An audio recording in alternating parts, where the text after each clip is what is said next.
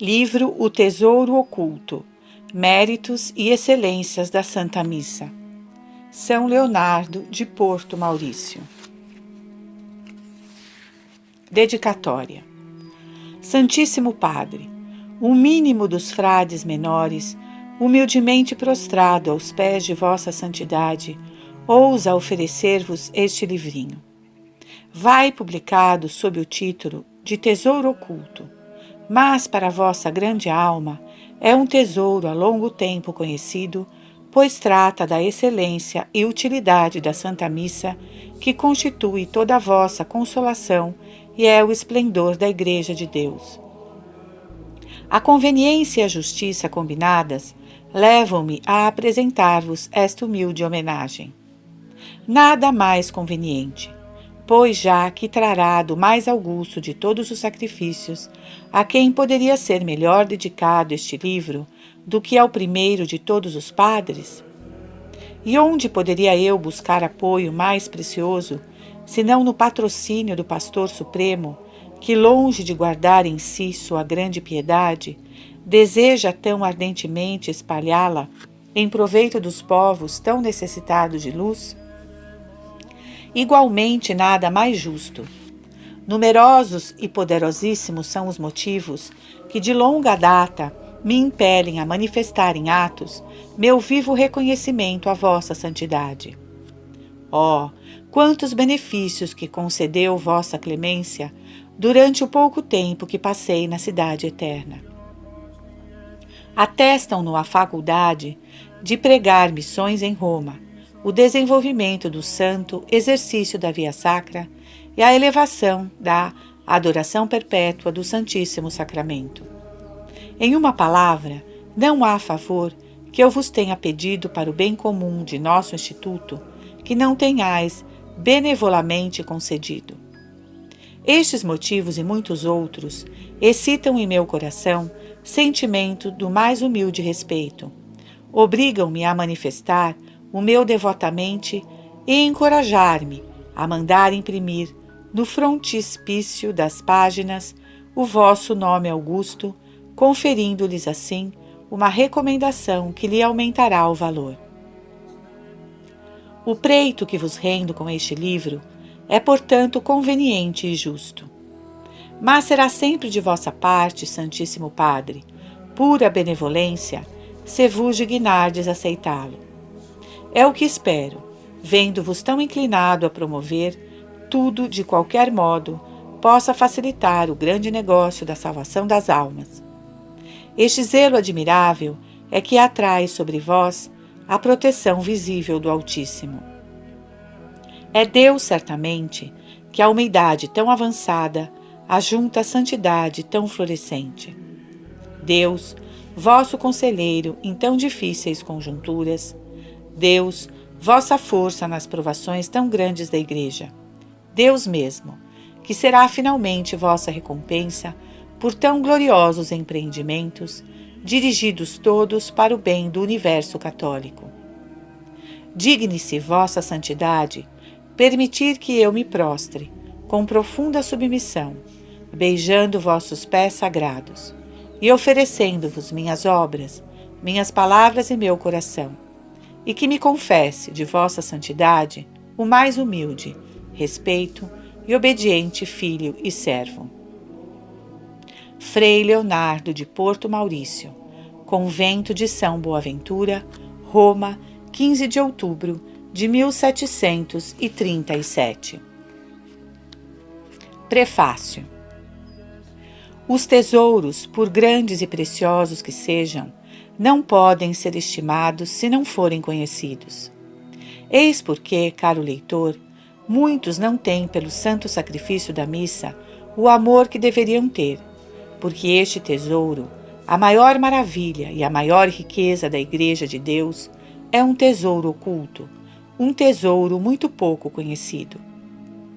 Ah, se todos conhecessem esta preciosidade celeste, tudo sacrificariam para adquiri-lo.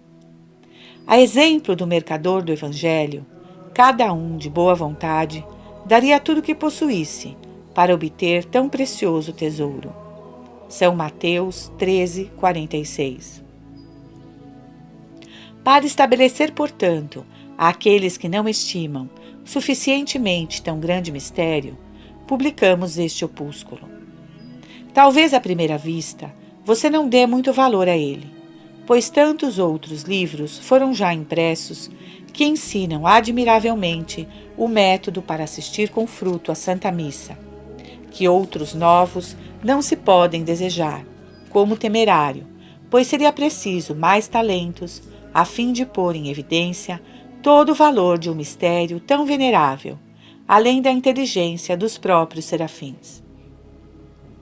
Responder-vos-ei ingenuamente que dizeis a verdade, e confesso que nada tenho a objetar, e mais ainda, que por muito tempo essas duas considerações me detiveram. Tolhia-me viva repugnância de empreender uma obra que havia de ser julgada pelo público como supérflua e além de minhas forças. 2 motivos, porém, impeliram-me a vencer todas as resistências de meu coração. Em primeiro lugar, um conselho, para mim sagrado como uma ordem, pois que vinha de um personagem a quem, por muitos títulos, devo obediência. Em segundo lugar, a esperança de que este escrito prestará algum serviço às populações que tenho evangelizado nas missões. Com efeito, um dos maiores benefícios que se obtém das missões é o incremento do culto e do amor ao Santíssimo Sacramento. A finalidade delas é excitar em todos os cristãos um santo fervor que o impila a nutrirem-se mais frequentemente do pão dos anjos, a acompanhar o santo viático cada vez que ele é levado aos doentes, a fim de que se forme um grande cortejo de pessoas e luzes, numa palavra, se lhes prestem as honras e pompa adequadas. Muito esforço também é feito no sentido de levar todos os fiéis católicos a assistir diariamente à Santa Missa, e não podeis imaginar como é vantajoso, para atingir um fim tão santo, colocar entre as mãos dos fiéis livros compostos em estilo simples e a seu alcance. Estes livros aplanam toda a dificuldade para excitar a devoção, aclarando a inteligência e aquecendo os corações. E muitas vezes tira-se deles mais proveito que mesmo das pregações, pois nestas a palavra se dissipa, enquanto que a verdade escrita permanece sempre sob os nossos olhos. Ainda que este opúsculo não fizesse bem, senão a uma única alma, não se poderia dizer que ficasse sem fruto. A fim de colocá-lo ao alcance de todos, ele só conterá 3 capítulos. No primeiro, encontrar-se-á uma curta introdução sobre a excelência, a necessidade e as vantagens da Santa Missa. No segundo, vai exposto um método piedoso e prático para dela participar com fruto. No terceiro, registram-se alguns exemplos próprios para excitar as pessoas de boa condição a assistir à Santa Missa todos os dias. Em suma, é um tesouro oculto que eu vos desvendo, e, se souberdes dele aproveitar, enriquecereis de todos os bens para a vida e para a morte, para o tempo e para a eternidade. Breve instrução sobre a excelência, necessidade e utilidade da Santa Missa. Capítulo 1. 3 grandes excelências da Santa Missa. 1. Muita paciência é necessária para tolerar a contagiosa linguagem de alguns libertinos que com frequência se atrevem a difundir proposições escandalosas que têm sabor de acentuado ateísmo e são um veneno para a piedade cristã. Uma missa a mais, uma missa a menos, que importa? Já é bastante ouvir a missa nos dias de preceito. A missa de tal padre é uma missa de Semana Santa. Quando ele surge no altar, eu fujo da igreja. Esses que assim falam, dão a entender que pouca, ou melhor dizendo, que nenhuma estima têm pelo adorável sacrifício da missa. Sabeis o que na realidade é a Santa Missa? É o sol da cristandade, a alma da fé, o centro da religião católica, para a qual convergem todos os seus ritos, todas as suas cerimônias, todos os seus sacramentos. Em suma, é um compêndio de tudo que é bom e de tudo que é belo que há na Igreja de Deus. Por isso, caros leitores, meditem bem tudo o que vou dizer-vos nesta instrução. 2. É uma verdade incontestável que todas as religiões que existiram desde o começo do mundo tiveram sempre algum sacrifício como parte essencial do culto devido a Deus. Mas porque essas religiões eram vãs e imperfeitas, seus sacrifícios também eram vãos ou imperfeitos. Totalmente vãos eram os sacrifícios do paganismo, e nem acode ao Espírito falar sobre eles. Quanto ao dos hebreus, eram imperfeitos. Se bem que professassem então a religião verdadeira, seus sacrifícios eram podres e imperfeitos, pois consistiam somente em figuras, chamado por São Paulo, infirma et egena elementa, porque não podiam assim apagar os pecados nem conferir a divina graça. Só o sacrifício que temos em nossa santa religião, que é a Santa Missa, é um sacrifício santo, perfeito e em todo sentido completo. Por ele, cada fiel honra dignamente a Deus, reconhecendo ao mesmo tempo o próprio nada e o supremo domínio de Deus, chamado por Davi Sacrificium Justitiat, sacrifício de justiça, porque contém o justo por excelência, o santo dos santos, ou melhor dizendo, a própria justiça e santidade por essência, como porque santifica as almas pela infusão das graças e a abundância dos dons que lhes confere.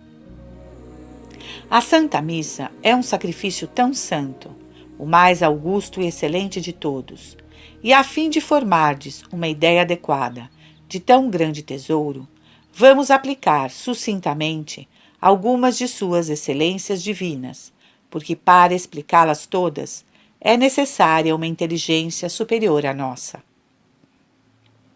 3. A principal excelência do sacrossanto sacrifício da missa consiste em que se deve considerá-lo como essencialmente o mesmo oferecido no Calvário sobre a cruz, com esta única diferença, que o sacrifício da cruz foi sangrento e só se realizou uma vez, e que nessa única oblação o Filho de Deus satisfez plenamente por todos os pecados do mundo, enquanto que o sacrifício do altar é um sacrifício incruento, que se pode renovar uma infinidade de vezes e que foi instituído para aplicar a cada um em particular esta expiação universal que Jesus Cristo por nós cumpriu no Calvário. Assim, o sacrifício cruento foi o meio de nossa redenção, e o sacrifício incruento nos proporciona as graças da nossa redenção.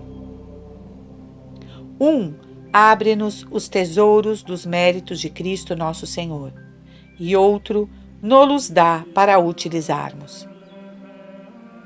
Notai, portanto, que na missa não se faz apenas uma representação, uma simples memória da paixão e morte de Nosso Senhor, mas, num sentido realíssimo, o mesmo que se realizou outrora no Calvário, aqui se realiza novamente, tanto que se pode dizer a rigor que em cada Santa Missa nosso Redentor morre por nós misticamente, sem morrer na realidade, estando ao mesmo tempo vivo e como imolado.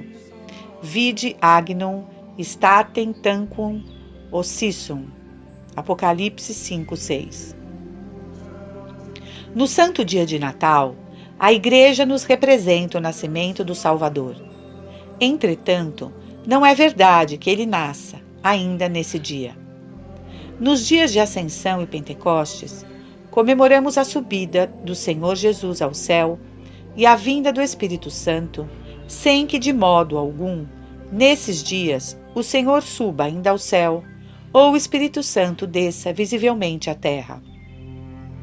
A mesma coisa, porém, não se pode dizer do mistério da Santa Missa, pois aí não é uma simples representação que se faz, mas sim o mesmo sacrifício oferecido sobre a cruz, com efusão de sangue, e que se renova de modo incruente. É o mesmo corpo, o mesmo sangue, o mesmo Jesus que se mola hoje na Santa Missa. Opus, diz a Igreja, opus nostra, redemptionis exercetum. Sim, sim, exercetur. Aí se pratica o mesmo sacrifício que foi feito sobre a cruz. Que obra sublime! Ora, dizei-me sinceramente, se quando ides à igreja para assistir à Santa Missa, pensasseis bem que ides ao Calvário assistir à morte do Redentor, que diria alguém que vos visse aí chegar numa atitude tão pouco modesta? Se Maria Madalena fosse ao Calvário e se prostrasse aos pés da cruz vestida, perfumada e ataviada, como em seus tempos de desordem, quanto não seria censurada? E que se dirá de vós, que ides à Santa Missa, como se fosseis a uma festa mundana? Que aconteceria, sobretudo, se profanasseis este ato tão santo, com gestos, risadas, cochichos, encontros sacrílegos? Digo que, em qualquer tempo e lugar, a iniquidade não tem cabimento. Mas os pecados que se cometem na hora da Santa Missa e na proximidade do altar são pecados que atraem a maldição de Deus. Maledictus qui facit opus Domini fraudulenter. Meditai seriamente sobre este assunto. Outras maravilhas, porém, vou desvendar-vos de tesouro tão precioso. 4. Parece que não é possível encontrar prerrogativa melhor do santo sacrifício da missa, podendo dizer que não é uma cópia, mas é originalmente o mesmo sacrifício da cruz. O que o torna, entretanto, mais sublime é o fato de ter como sacerdote o próprio Deus feito homem. Certo é que no santo sacrifício 3 coisas devem ser consideradas: o sacerdote que oferece, a vítima que é oferecida e a majestade de Deus é a quem é feita a oblação. Ora, destaquemos maravilhosamente essas 3 considerações. O sacerdote que oferece é um homem-Deus, Jesus Cristo. A vítima é a vida de um Deus, e não se oferece ao trem senão Deus. Reanimai, portanto, a vossa fé, e reconhecei no sacerdote que celebra a pessoa adorável de nosso Senhor Jesus Cristo. É Ele o principal oferente, não só porque instituiu esse santo sacrifício e lhe dá por seus méritos a eficácia, mas porque se digna, em cada Santa Missa, e para nosso benefício, transubstanciar o pão e o vinho em seu corpo santíssimo e em seu preciosíssimo sangue. Eis porque a maior excelência da Santa Missa consiste em ter por sacerdote um Deus feito homem. E quando virdes o celebrante no altar, sabei que sua maior dignidade é ser o ministro deste sacerdote invisível e eterno, que é nosso Redentor. Daí vem que o sacrifício não deixa de ser agradável a Deus, ainda que o sacerdote celebrante seja iníquo, sacrílego e mau, visto que o principal oferente é Cristo nosso Senhor, e o sacerdote é seu simples ministro. Do mesmo modo, aquele que dá esmola pela mão de um servidor é verdadeiramente o principal autor do benefício, e ainda que o servo fosse um celerado, se o patrão é um justo, a esmola é santa e é meritória. Bendito seja Deus que nos deu um sacerdote infinitamente santo, a própria santidade, o qual oferece ao Pai Eterno este divino sacrifício, não só em todo lugar, pois hoje a fé está difundida em toda parte, mas também em todo o tempo, todos os dias, e mesmo a toda hora, graças a Deus. O sol se levanta para outras regiões, quando para nós desaparece. A toda hora, portanto, em qualquer parte da terra, este Santíssimo Sacerdote oferece ao Pai o seu corpo, seu sangue, sua alma, todo o seu ser por nós, e o faz tantas vezes quantas missas se celebram em todo o universo. Ó tesouro imenso! Ó mina de inestimáveis riquezas que possuímos na Igreja de Deus! Felizes de nós, se pudéssemos assistir devotamente a todas as santas missas. Que capital de méritos amontoaríamos? Que abundância de graças nesta vida e que grau de glória na outra nos proporcionaríamos tão devota assistência? 5. Mas eu disse assistência? Aqueles que escutam a missa não só fazem o ofício de assistentes, mas também o de oferentes, podendo chamá-los sacerdotes. Fetisti nos Deo nostro regnum et sacerdotes. O sacerdote que oficia é como o ministro público da Igreja inteira. É o mediador de todos os fiéis, e especialmente daqueles que assistem à Santa Missa, junto do sacerdote invisível que é Jesus.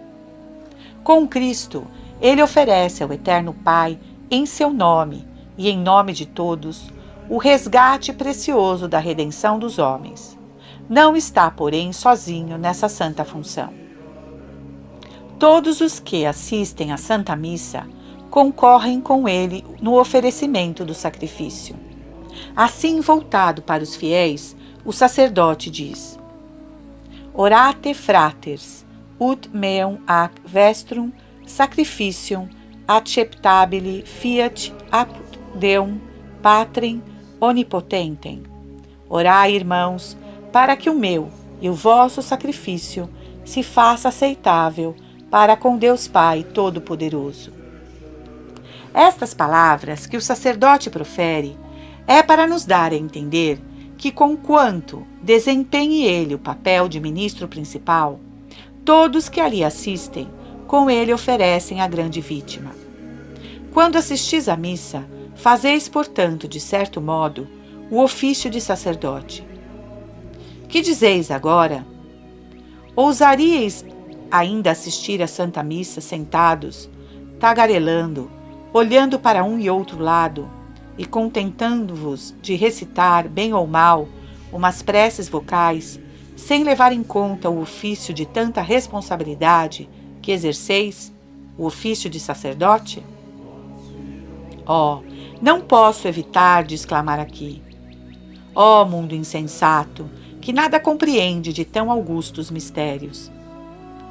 Como é possível permanecer ao pé dos altares, com o espírito distraído e o coração dissipado, no momento em que os anjos e os santos se absorvem em admiração e temor à vista de tão maravilhosa obra? 6. Admirai-vos, talvez, de me ouvir dizer que a missa é uma obra maravilhosa? E não é, com efeito, inefável maravilha o que opera a palavra de um humilde sacerdote? Que língua angélica ou humana poderia explicar poder tão excessivo? Quem jamais poderia imaginar que a palavra de um homem que não tem naturalmente a força de levantar da terra uma palha, receberia da graça o poder surpreendente de fazer descer do céu o Filho de Deus? Aí está um poder maior que o de transportar montanhas, esgotar o mar e abalar os céus.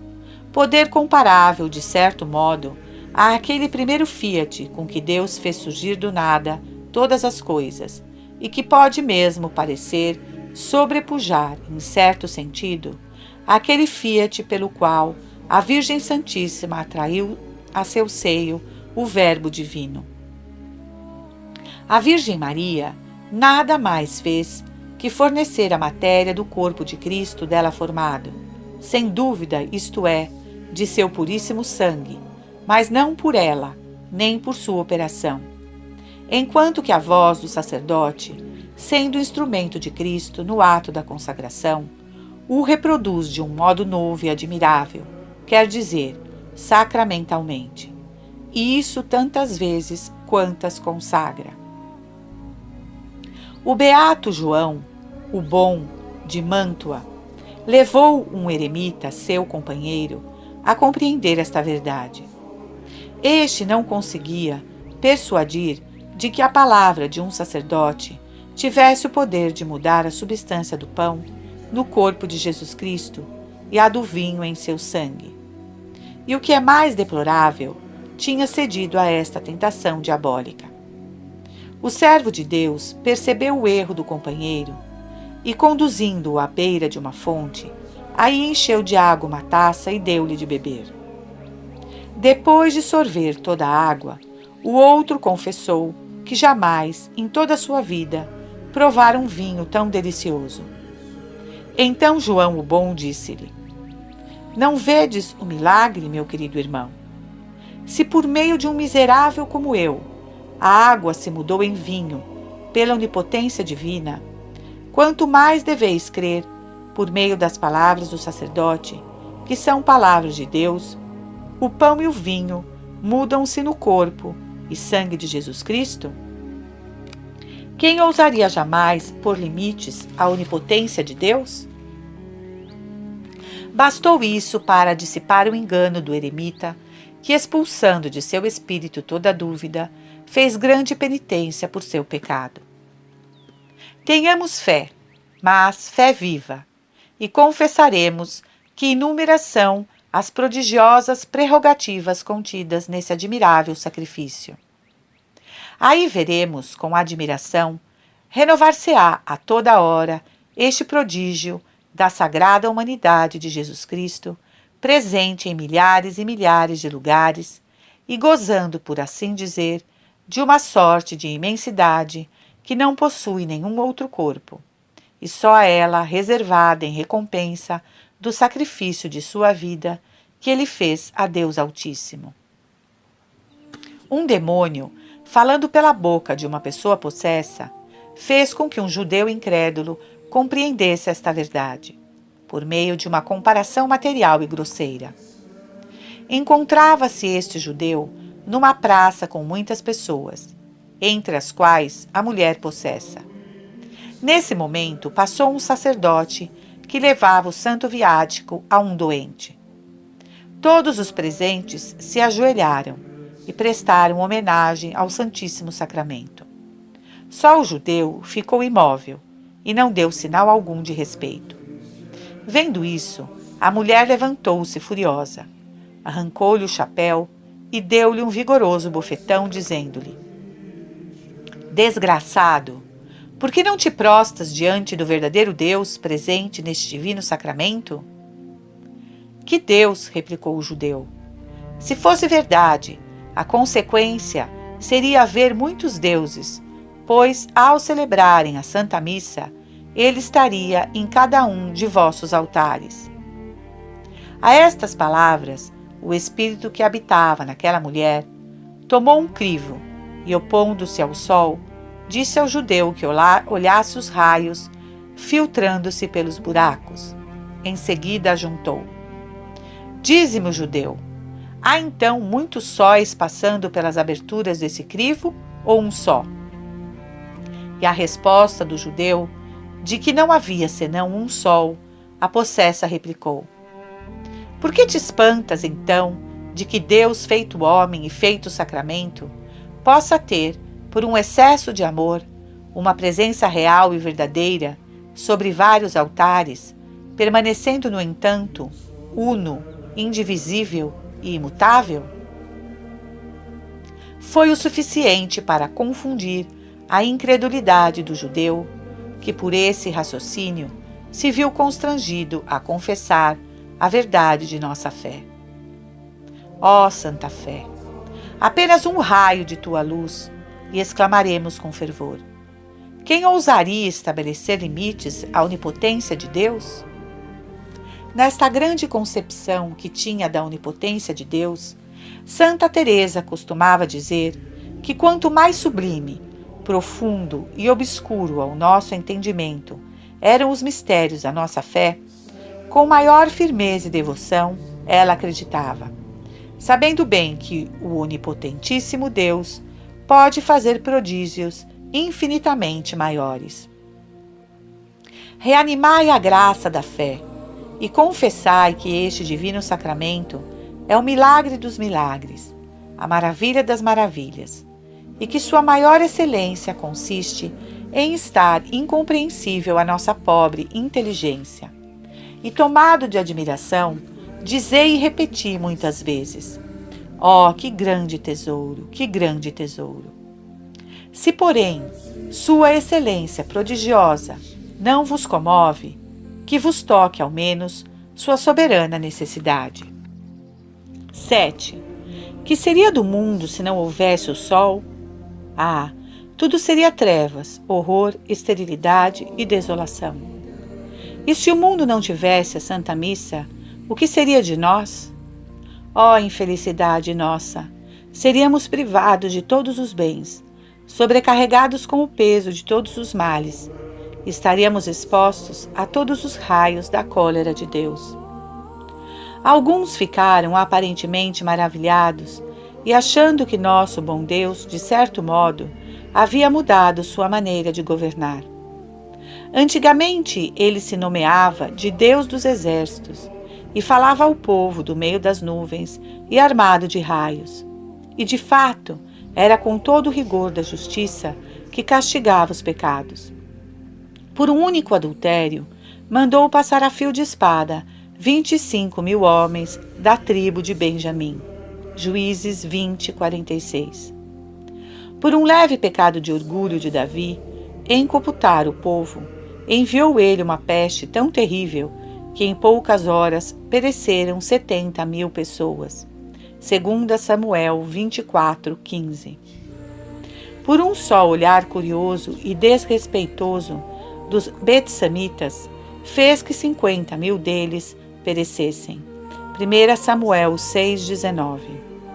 E agora suporta com paciência não só vaidades e irreverências, mas adultérios, os mais vergonhosos, escândalos gravíssimos e tantas blasfêmias horríveis que muitos cristãos vomitam contra o seu nome santíssimo. Como então isso acontece? Por que tão grande diversidade de governo?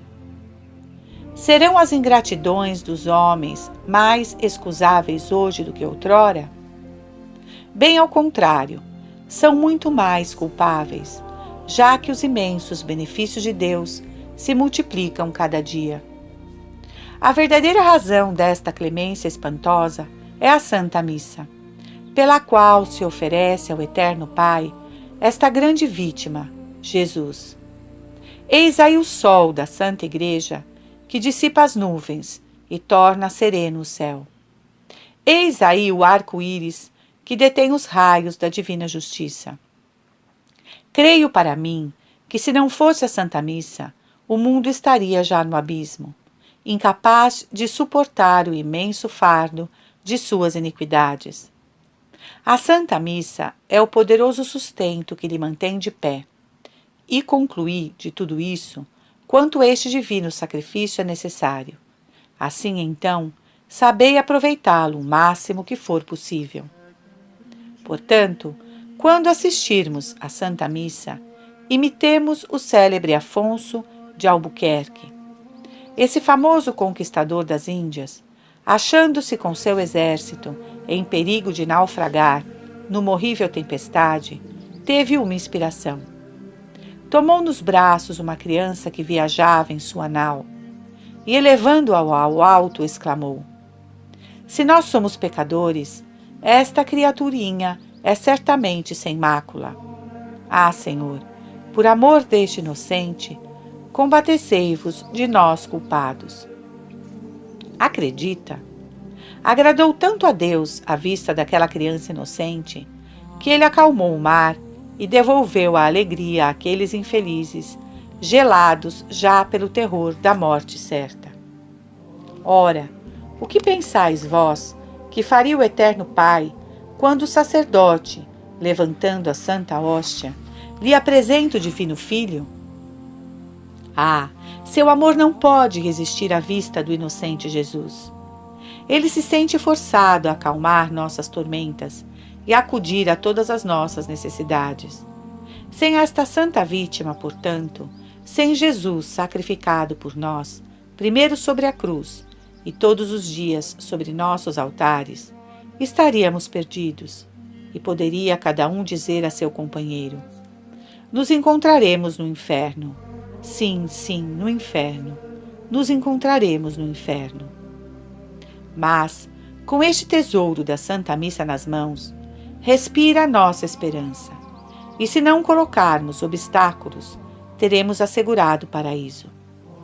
Deveríamos então beijar nossos altares, perfumá-los de incenso e, sobretudo, honrá-los com nosso máximo respeito, pois que deles nos vêm tantos bens. Juntai as mãos e agradecei a Deus Pai, que nos deu o mandamento tão doce de oferecer-lhe muitas vezes a vítima celeste. Agradecei-lhe, sobretudo, pelo imenso proveito que dela recebeis. Se sois fiel, não somente em oferecê-la, mas de fazê-lo para os fins a que nos foi concedido este dom tão precioso. 8. A grandeza e a beleza são dois motivos asaz poderosos para tocar os corações. A utilidade, porém, os persuade, e a despeito de toda repugnância, arrebata quase sempre a vitória. Ainda que a excelência e a necessidade da Santa Missa não fossem para vós bastante ponderáveis, como poderíeis deixar de apreciar a magna utilidade que ela proporciona aos vivos e falecidos, aos justos e aos pecadores, para a vida e para a morte, e mesmo para depois da morte? Imaginai que sois aquele devedor do Evangelho, cuja dívida se elevar à enorme quantia de 10.000 talentos. Chamado a prestar contas, humilha-se, implora e pede adiamento para satisfazer completamente o débito. Patientiam habe in me, et omnia redam tibi. Aí está o que deveis fazer. Vós que tendes com a justiça divina, não uma, mas 1000 dívidas. Deveis humilhar-vos e suplicar tempo bastante para assistir à Santa Missa. E ficais certos de que estas santas missas saldarão completamente todas as vossas obrigações. São Tomás, o doutor angélico, nos ensina quais são as dívidas que temos com Deus. Ele diz que há especialmente 4, todas as 4 ilimitadas. A primeira é de adorar, louvar e honrar este Deus de majestade infinita e digno de infinitos louvores e homenagens. A segunda, dar-lhe satisfação pelos pecados que cometemos. A terceira, render-lhe graças pelos benefícios recebidos. A quarta, implorar-lhe como fonte de todas as graças. Ora, como é possível que pobres criaturas como nós, que nada possuímos, nem mesmo o ar que respiramos, possam jamais satisfazer obrigações tão grandes? Consolemo-nos, pois. Aqui está um meio facílimo. Façamos o possível para assistir o maior número de missas que nos seja possível e com a máxima devoção. Mandemos celebrá-la também o mais que pudermos, e se bem que nossas dívidas sejam enormes e inumeráveis, não há dúvida de que, com o tesouro contido na Santa Missa, poderemos solvê-las inteiramente. E para melhor compreendermos estas dívidas, explicá-las-ei uma depois da outra. E grande será a vossa consolação ao ver a grande utilidade e inesgotável riqueza que podeis aurir de mina abundante para pagar todas. 9. Nossa primeira obrigação para com Deus é adorá-lo e honrá-lo. É preceito da própria lei natural que todo inferior deve homenagem a seu superior. E quanto maior a dignidade deste, tanto maior deve ser as honras que se lhes prestam. Daí resulta que, sendo Deus de majestade infinita, homenagens infinitas lhe devemos. Infelizes que somos! Onde encontraremos oferenda digna de nosso Criador? Passei vós em revista todas as criaturas do universo. Coisa alguma encontrareis digna dele. Ah, é que uma oferenda digna de Deus não pode ser senão o próprio Deus. Necessário é que aquele que está sentado no trono de sua majestade desça para oferecer-se como vítima sobre nossos altares, a fim de que a homenagem corresponda perfeitamente à excelência de sua grandeza infinita. Isto é o que se realiza na Santa Missa, pela qual Deus é adorado na medida que merece, porque é adorado por Deus mesmo, isto é, por Jesus, que, pondo-se sobre o altar em estado de vítima, adora a Santíssima Trindade por um ato de inefável dependência e tanto quanto ele merece. E de tal modo que todas as outras homenagens que lhe possam prestar as criaturas, comparadas a essa humilhação de Jesus, desaparecem como as estrelas em presença do sol. Conta-se de uma alma santa que, totalmente abrasada de amor a Deus, traduzia em 1000 desejos o ardor de sua ternura. Ah, meu Deus, dizia ela, quisera ter tantos corações e tantas línguas como há de folhas nas árvores, de átomos no ar e de gotas d'água, para vos amar e louvar como mereceis. Oh, se eu tivesse em meu poder todas as criaturas, para pô-las aos vossos pés, a fim de que se consumissem de amor por vós, contanto que eu vos amasse mais que todas juntas, mais que todos os anjos e santos e todo o paraíso. Certo dia, em que tal desejo se repetia com mais fervor do que nunca, ouviu o Senhor responder-lhe: Consola-te, minha filha, pois com uma só missa que assistis com devoção, dás-me toda esta glória que me desejas, e ainda mais infinitamente. Admirai-vos, talvez, esta afirmação? Não tendes motivo, pois visto nosso boníssimo Salvador ser não somente homem, mas Deus verdadeiro e todo-poderoso, quando ele se aniquila sobre o altar, dá com este ato homenagem e adoração infinitas à Santíssima Trindade. Desse modo é que nós, que concorremos com ele no oferecimento deste grande sacrifício, damos também de nossa parte a Deus honra e homenagem infinitas. Oh, que coisa sublime! Digamos uma vez ainda, pois importantíssimo é sabê-lo. Sim, assistindo à Santa Missa, prestamos a Deus adoração, honra e homenagem infinitas. Deixai aqui empolgar-vos de admiração e reconhecei que é absolutamente verdade dizer que, ao assistirmos com devoção à Santa Missa, damos a Deus mais glória do que lhe dão com suas adorações, desde o céu, todos os anjos e todos os santos juntos, pois definitivamente eles são apenas simples criaturas e, portanto, suas homenagens são limitadas e curtas. Na Santa Missa, porém, Jesus se aniquila e esta humilhação é de valor e mérito infinitos. Por conseguinte, a homenagem e a honra que por meio dele prestamos a Deus na Santa Missa são homenagem e amor infinitos. Sendo assim, como quitaremos bem a nossa primeira dívida com Deus assistindo à Santa Missa? Ó mundo obcecado, quando abrirás os olhos para compreender verdade tão importante? E vós, cristãos negligentes, tereis ainda a coragem de dizer: uma missa a mais, uma missa a menos, pouco importa?